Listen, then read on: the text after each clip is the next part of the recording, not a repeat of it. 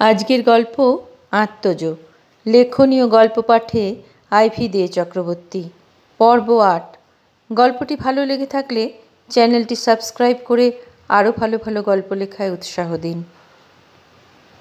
চোখের জলে ভেসে যেতে থাকে পৃথা। মনে মনে বলতে থাকে, না না, তুমি ঠিক করছিলে না অর্ণব। কিছুতেই কোনো প্রাণকে হত্যা করাটা ঠিক কাজ হতে পারে না। কোনো কাজটাই তুমি ঠিক করনি।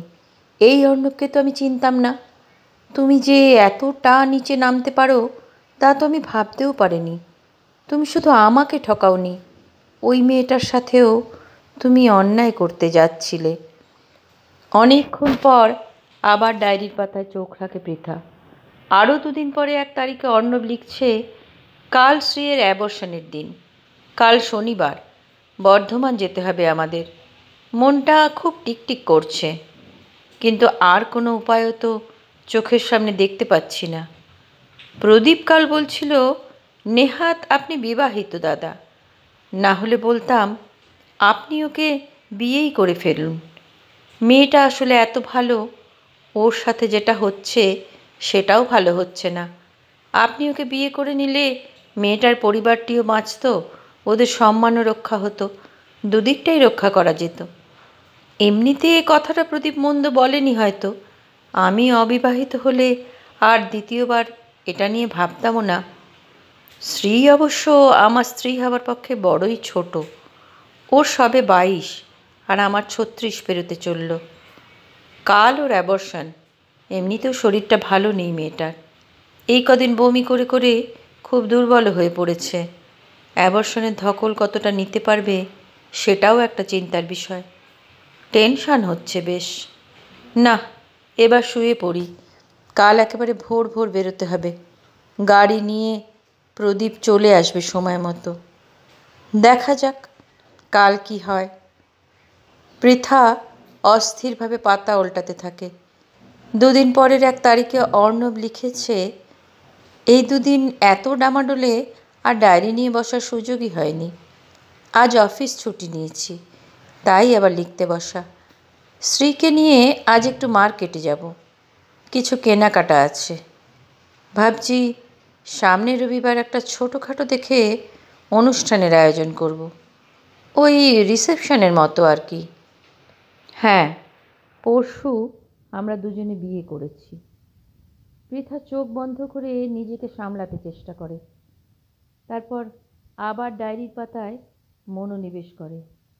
অর্ণব লিখেছে, বর্ধমানে যাওয়ার সময় সারাটা রাস্তা শ্রী নিঃশব্দে চোখের জল ফেলেছে। আমারও মনটা খুব খারাপ ছিল। বারবার মনে হচ্ছিল যেটা হচ্ছে সেটা ঠিক হচ্ছে না। আমাদের সাথে সেদিন প্রদীপ আর ওর বউ দীপ্তিও ছিল। আমি রিকোয়েস্ট করে দীপ্তিকে আনিয়েছিলাম। আমার মনে হয়েছিল একজন মহিলা থাকলে শ্রী অনেকটা ফ্রি হতে পারবে।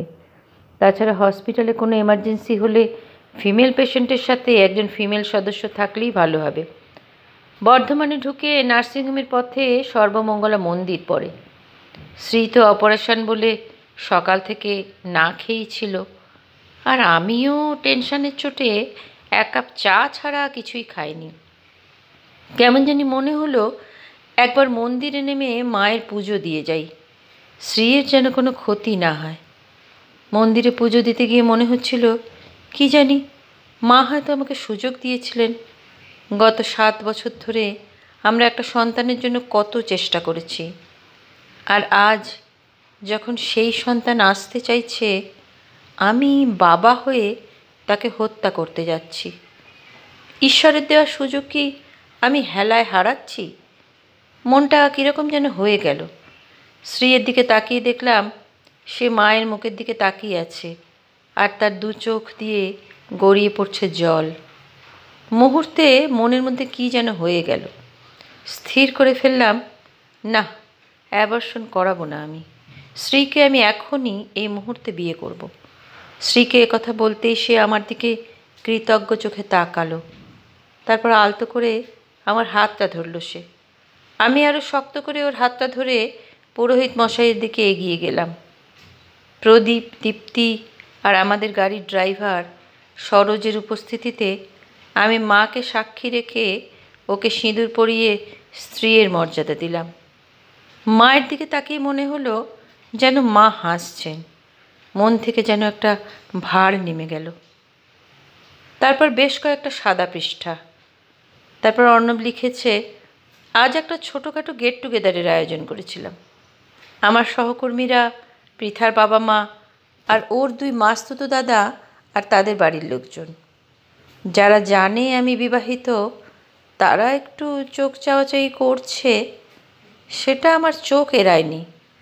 নেহাত আমি ব্যাংকের ম্যানেজার, তাই পদমর্যাদার ভারে কেউ কিছু বলতে পারছে না। যাই হোক, এখন থেকে এগুলোকে উপেক্ষা করে চলতে শিখতে হবে আমাদের। কিছু তো লোকে বলবেই। তবে এই রিসেপশনের আয়োজন করা অত সহজ হয়নি। শ্রীয়ের বাবা মাকে বোঝাতে কালঘাম ছুটে গেছে আমাদের। বর্ধমানে ডাক্তার দেখাতে যাচ্ছি সেটাই জানতেন ওনারা। শ্রী তো এমনিতে বেশ অসুস্থই ছিল কদিন ধরে, কিন্তু ডাক্তার দেখাতে গিয়ে একেবারে এক মাথা সিঁদুর পরে বাড়ি ফেরাটা মানতে পারেননি ওরা প্রথমে কিছুতেই। মাসিমার অভিজ্ঞ চোখ ব্যাপারটা বুঝে ফেলে সাথে সাথে। উনি জিজ্ঞেস করেন, কী বাঁধিয়েছিস তুই? সেই জন্যই এই কদিন ধরে এত বমি করছিস তুই? ডাক্তারের কাছে যাওয়াটা বাহানা। শ্রী মাথা নিচু করে চুপ করে দাঁড়িয়ে থাকে।